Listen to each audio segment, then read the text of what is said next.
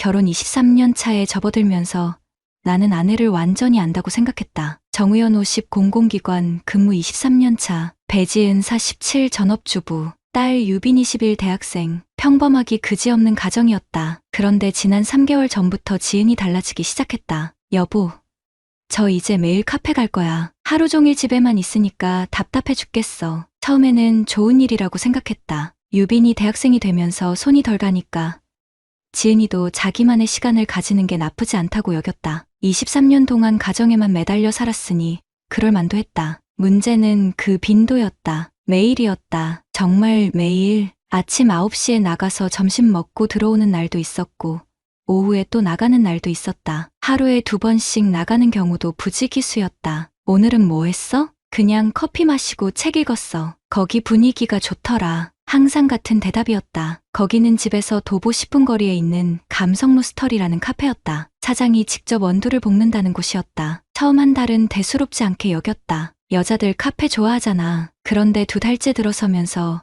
뭔가 이상하다는 생각이 들기 시작했다. 지은의 옷차림이 달라졌다. 집에서만 입던 편한 옷 대신 외출복을 입고 화장까지 하고 나갔다. 카페 가는데 굳이 그럴 필요가 있나? 엄마, 요즘 너무 꾸미고 나가시는 거 아니에요? 유빈이 먼저 눈치챘다. 아니야.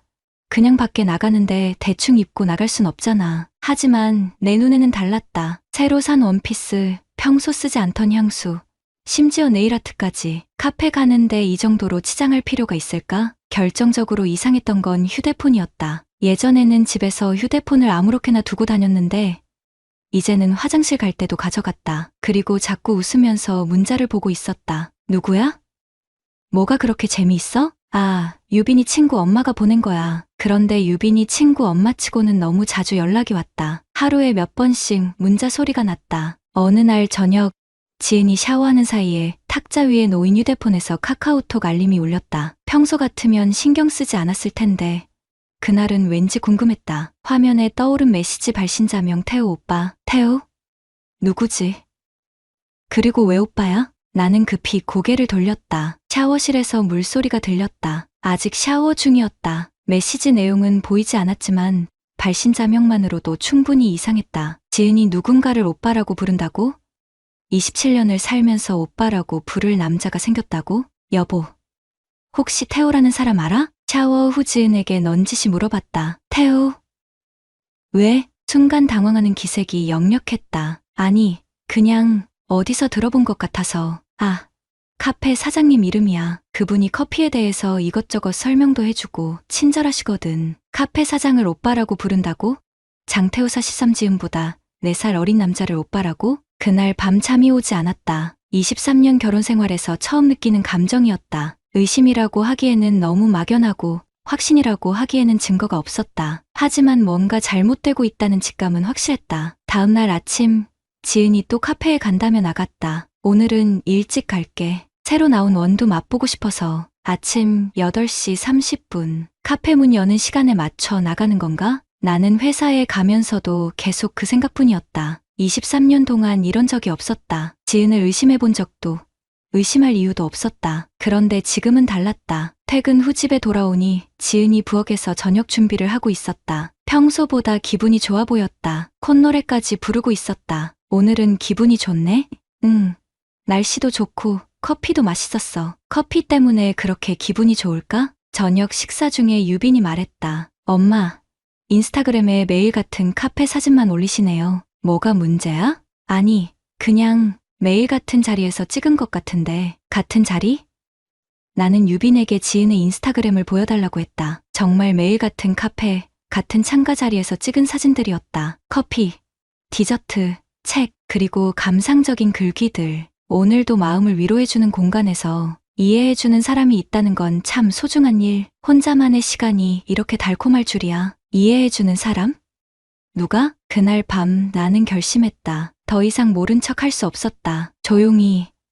그러나 확실하게 알아봐야겠다고. 의심이 시작되면 모든 게 다르게 보인다. 이번 주부터 나는 지은의 행동을 유심히 관찰하기 시작했다. 23년 동안 당연하게 여겼던 것들이 이제는 하나하나 의문으로 다가왔다. 목요일 저녁 카드 사용 내역을 확인했다. 온라인 뱅킹에 접속해서 지난 한 달치 결제 기록을 훑어봤다. 감성 로스터리 결제 내역이 예상보다 훨씬 많았다. 3월 15일 오전 10시 30분 8,500원, 오후 4시 20분 12,000원, 3월 16일 오전 9시 40분 7,000원, 오후 6시 15분 15,000원, 3월 17일 오전 10시 10분 9,500원, 하루에 2번씩 결제되는 날이 부지기수였다. 그것도 저녁 시간대까지. 오후 6시면 저녁 준비 시간 아닌가? 왜 그 시간에 카페에 있지? 더 이상한 건 금액이었다. 커피 한 잔에 8,500원. 디저트까지 시켜야 12,000원이 나온다. 혼자 가서 이렇게 쓸 이유가 있나? 금요일 점심시간. 나는 고등학교 동창인 오상철에게 전화를 걸었다. 상철이는 동네에서 부동산 중개업을 하고 있어서 지역 소식에 밝았다. 상철아, 우리 동네 감성 로스터리라는 카페 알아? 아, 거기? 알지. 내가 그 건물 관리도 맡고 있어. 왜? 혹시 거기 사장 어떤 사람이야? 장태호? 솔직히 말하면 좀 이상한 놈이야. 내 심장이 빨라졌다. 이상하다는 게? 기혼 여자들한테만 친절해. 특히 40대 아줌마들. 단골 만들기 위해서 일부러 그러는 것 같은데 좀 과해. 상철의 말이 계속 이어졌다. 그놈 인스타그램 한번 봐봐. 온갖 감성 글만 올려놓고 손님들이랑 찍은 사진도 많고 내가 보기엔 장사 수작이야. 그날 밤 나는 장태호의 인스타그램을 찾아봤다. Emotional Roaster 태호라는 아이디였다. 정말 상철 말이 맞았다. 오늘도 소중한 분이 찾아와 주셨습니다. 힘든 하루를 보낸 당신에게 위로가 되었기를. 진정한 커피는 사람과 사람을 이어주는 다리입니다. 온통 이런 감성팔이 글들뿐이었다. 그런데 사진을 자세히 보니 소름이 돋았다. 지은의 뒷모습이 찍힌 사진이 있었다. 창가 자리에 앉아 커피를 마시는 여자의 실루엣. 지은이 입고 나간 옷과 똑같았다. 오늘도 반가운 분과 함께한 오후. 이 글 아래에는 하트 이모지가 달려 있었다. 다른 손님 사진에는 없던 하트가. 토요일 오후 유빈이 급하게 내 방으로 들어왔다. 아빠, 이거 좀 보세요. 유빈이 들고 있던 건 지은의 휴대폰이었다. 엄마가 샤워하시는데 문자가 계속 와서 확인했어요. 그런데 유빈의 표정이 어두웠다. 연락처에 태호 오빠라고 저장되어 있어요. 그리고 문자 내용이 나는 휴대폰을 받아들었다. 카카오톡 대화창이 열려 있었다. 태호 지은 씨, 오늘 못 오시나요? 새로운 원두 들어왔는데. 지은, 아, 오빠. 오후에 갈게요. 남편이 집에 있어서. 유유, 태호, 그럼 5시쯤에? 그때면 손님도 없을 거예요. 지은, 네, 그때 봐요. 남편이 집에 있어서? 나 때문에 못 간다는 뜻인가? 그리고 그 하트는 뭐지? 나는 대화 내역을 위로 올려서 더 확인했다. 태호, 지은 씨는 정말 특별해요. 다른 손님들과는 달라. 지은 오빠도 저한테 특별하잖아요. 태호, 남편분은 지은 씨의 진짜 모습을 모르시는 것 같아요. 지은, 맞아요. 집에서는 그냥 아줌마일 뿐이에요. 내 손이 떨렸다. 23년을 함께 산 아내가 다른 남자에게 이런 말을 하고 있었다니. 아빠, 괜찮으세요? 유빈이 걱정스런 표정으로 나를 바라봤다. 괜찮다. 하지만 전혀 괜찮지 않았다. 가슴속에서 뭔가 끓어오르고 있었다. 그날 밤 지은이 또 카페에 간다고 했다. 새로운 원두 맛보러 잠깐 다녀올게. 나는 아무 말 하지 않았다. 대신 조용히 지켜봤다. 오후 5시에 나간 지은이 7시가 넘어서야 돌아왔다. 2시간 동안 원두 맛을 봤다는 건가? 돌아온 지은의 모습이 예전과 달랐다. 화장이 번져 있었고 머리도 약간 흐트러져 있었다. 그리고 향수 냄새가 평소보다 진했다. 어땠어?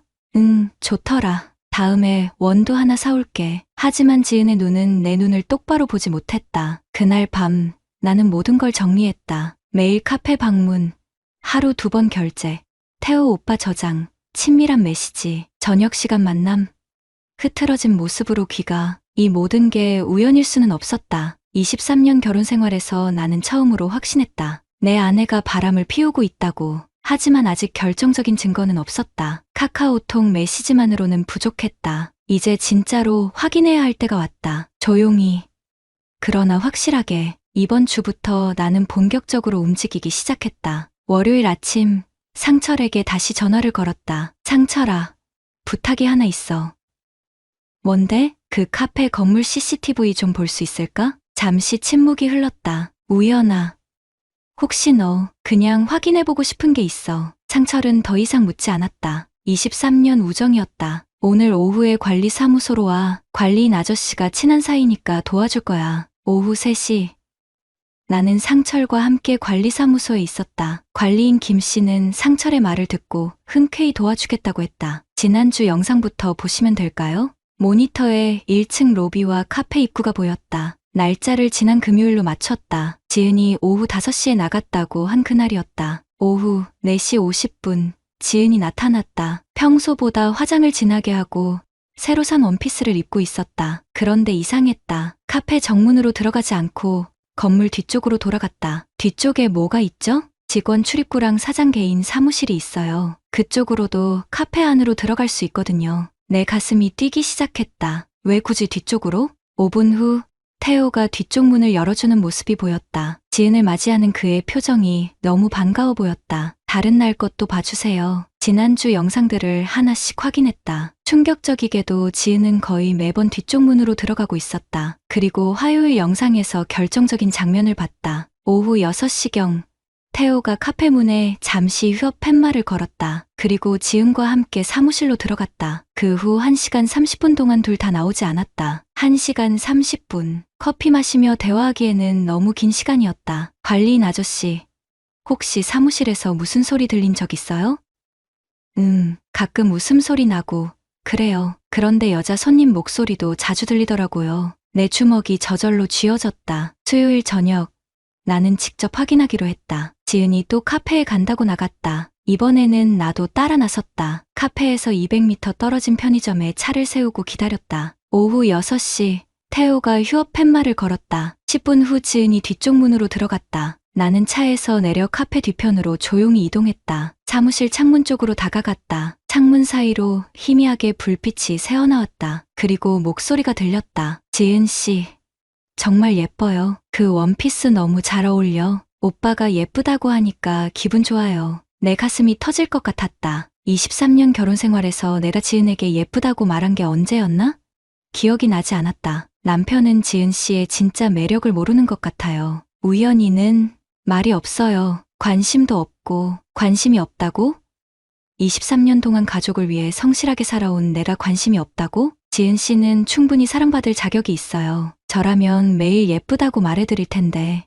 오빠, 그런 말 하면 안 돼요. 하지만 지은의 목소리에는 거부감이 아니라 설렘이 묻어 있었다. 그 순간 창문 쪽에서 그림자가 움직였다. 두 사람이 가까워지는 모습이 보였다. 나는 더 이상 볼 수 없었다. 주먹을 꽉 쥔 채 그 자리를 떠났다. 목요일. 나는 마지막 증거를 찾기 위해 움직였다. 점심시간에 카페 근처 상가들을 돌아다녔다. 혹시 지은과 태호를 함께 목격한 사람이 있는지 확인하려고. 카페 맞은편 문구점 사장님이 결정적인 증언을 해줬다. 아, 그 여자분이요? 사장님이랑 자주 같이 나오던데요. 지난주에는 둘이 손잡고 걷는 것도 봤어요. 손을 잡고? 내 아내가 다른 남자와? 확실해요? 네. 제가 왜 거짓말을 해요? 그때 좀 이상하다 싶었거든요. 커플 같아 보였어요. 그날 밤 나는 인터넷을 뒤져서 결정적인 증거를 찾았다. 지은의 인스타그램에 올라온 사진 중에 커피잔이 찍힌 게 있었다. 평범한 커피잔 같았는데 자세히 보니 특별 제작된 것 같았다. 태호의 인스타그램을 확인해 보니 같은 날 비슷한 커피잔 사진이 올라와 있었다. 나는 커플 텀블러 제작 업체들을 하나씩 검색해봤다. 30분 후 한 업체의 주문 내역에서 충격적인 걸 발견했다. 주문자 장태호, 주문 내용 커플 머그컵 2개, 지은태호 각인, 주문일 3월 20일, 3월 20일. 지은이 특별히 기분 좋아했던 그날이었다. 이제 모든 퍼즐이 맞춰졌다. 매일 카페 방문, 뒤편 출입구 이용, 휴업시간 사무실 체류, 커플 용품 제작, 주변 상인들의 목격담. 23년 아내가 4살 어린 카페 사장과 불륜을 저지르고 있었다. 나는 PC 앞에 앉아 모든 증거를 정리했다. 사진, 영상, 카드 내역, 증언, 주문 내역까지. 이제 결정할 때가 왔다. 더 이상 모른 척하며 살 수는 없었다. 23년을 바보로 살았지만 이제는 달랐다. 정의를 구현할 시간이었다. 금요일 오전 나는 변호사 사무실에 있었다. 이혼 전문으로 유명한 법무법인이었다. 정리해온 모든 증거를 변호사 앞에 펼쳐놓았다. 이 정도면 충분합니다. CCTV 영상, 목격자 증언, 커플 용품 주문 내역까지 있으니 반박할 여지가 없어요. 변호사는 자신감 있게 말했다. 상간자 소송은 어떨까요? 당연히 승소입니다. 위자료 3천만 원에서 4천만 원까지 가능할 것 같습니다. 나는 소장 작성을 의뢰했다. 이혼 청구와 함께 태호를 상대로 한 상간자 위자료 청구까지 언제쯤 시작할 수 있나요? 다음 주에 소장 접수하겠습니다. 그 전에 상대방들에게 직접 통보하실 건가요? 네.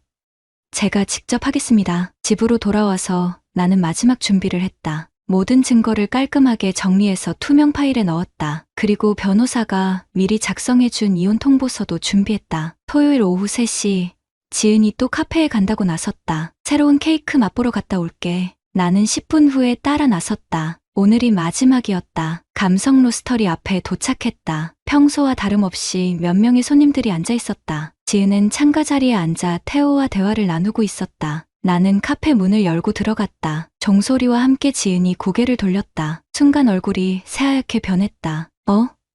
여보, 왜 여기? 태호도 당황한 기색이 역력했다. 카운터 뒤에서 어색하게 웃으며 인사했다. 안녕하세요. 지은 씨 남편분이시죠? 나는 대답하지 않았다. 대신 지은에게 조용히 말했다. 밖에서 얘기 좀 하자. 여기서 하면 안 돼? 밖으로 나와. 내 목소리에는 어떤 감정도 담지 않았다. 하지만 단호했다. 지은이 떨리는 손으로 가방을 들고 일어났다. 태호도 따라 나오려고 했다. 사장님도 같이 나오세요. 카페 앞 벤치에서 나는 준비해온 파일을 꺼냈다. 23년 결혼 생활이 이렇게 끝나는군. 여보, 무슨 소리야? 갑자기 왜 이래? 지은의 목소리가 떨렸다. 나는 첫 번째 사진을 꺼냈다. 지은과 태호가 카페 뒤편으로 들어가는 CCTV 캡처였다. 3월 22일 오후 6시. 뒤편문으로 들어가서 1시간 30분 동안 나오지 않았어. 지은의 얼굴에서 모든 혈색이 사라졌다. 두 번째는 커플 머그컵 주문 내역이었다. 지은 태호, 이게 뭐야? 이건 지은이 말을 잇지 못했다. 태호가 끼어들었다. 형님, 오해가 있으신 것 같은데.